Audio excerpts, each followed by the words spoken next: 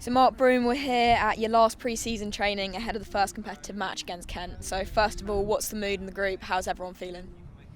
Mood in the group seems good. We come off the back of a challenging but brilliant game against Essex. Any time that a Tier 2 team goes up against a Tier 1 team, it's going to be a tough challenge. But I thought the girls embraced it superbly.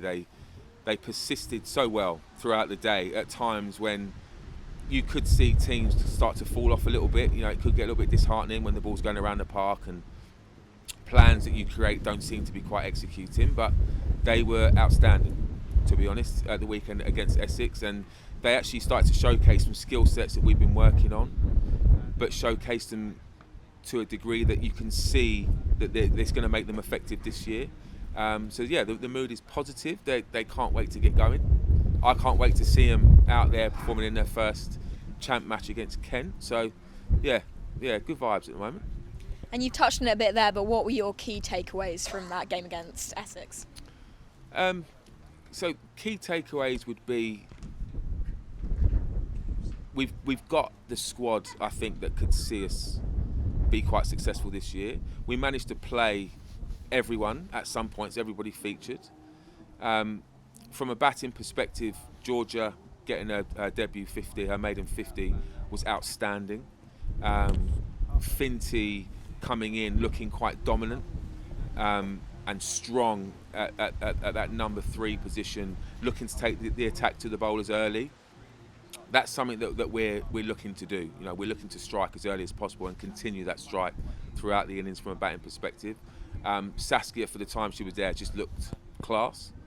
And Gaia coming in at number 7, playing a role. She's actually going to have to play a few roles in that number 7 position, but she came in and played what would be a game-changing innings, getting 30 odd off about 18 balls, 20 balls. So, you know, our work-ons are going to be how we rotate the strike, how we get batters off strike and minimise dot balls. But, you know, for their first game out there, really impressed with the bat. With the ball, it's just about the consistency, and I think that takes time. That takes time getting out on the pitch and bowling. I thought Little Ratch bowled beautifully in her spell. Judgy came on, bowled her left arm stuff really well for 2 overs before she unfortunately twisted her ankle. Katie and Gaia up top looked a threat with that new ball. And, you know, to be fair, all of them came on and showed that what they've worked on through the winter has been really good. So, yeah, positive. And playing against a tier 1 professional team, not every tier 2 team has gone kind of down that route. But what have you learnt from that, and what kind of has that given you playing against a professional side? Well, something that we've always stressed to the girls over the last few months is the fact that there aren't going to be any easy games this year. So we didn't want their first game to be not an easy fixture, but something that didn't challenge the skills that we've been challenging them on through the winter. And playing against a team like Essex, you know, every skill they've developed and learned is going to be challenged. It's absolutely going to be challenged, but consistently throughout the entire time they're on the pitch. So that was key for us to make sure that they got enough time out there, but enough pressured time, so that they can actually see that, do you know what, we come to a pressure situation, this is how we assess it, this is what we have to do, and this is something that could work moving forward. So, you know, they made a couple of mistakes, they made a couple of errors, but they also played some positive cricket. And, you know, it was a tough challenge, but it should be a tough challenge, because they're going to get a lot of tough challenges this year. So, yeah. And now looking ahead to the Kent game, what are you expecting for this weekend? So again, we're expecting a strong Kent side to come out to look to prove a point. That's you know what we expect. I would hope that's what they expect from us as well, because that's what the girls are going to be looking to do.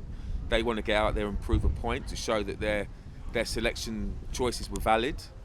The things they've been working on have been the right areas to work on, the right skill sets to work on. And I think they want to prove a point to say Middlesex are the team to watch in Tier 2 cricket, and I back them all the way to be able to go and do it. Obviously, Kent, new side, how has kind of that affected your preparation? How easily you've been able to prepare for the game? To be honest, it doesn't really matter who the opposition is for this first couple of games, because everyone's kind of getting grips to their new squads and their new way and their new styles. So it's more about the cricket we're going to go and play. That's what we've been working on. Once you go through the season and you start to play against teams regularly, you can start to build up some scouting info on players and actually create some plans. But at the moment, it's a bit of an unknown to a degree. So the only thing we can focus on is what we can do and how well we can do it. And I would back the girls to then be effective with those skills. But yeah, at the moment, it's about us. Yeah. Amazing. Well, thank you and all the best for Sunday. My pleasure. Thanks very much.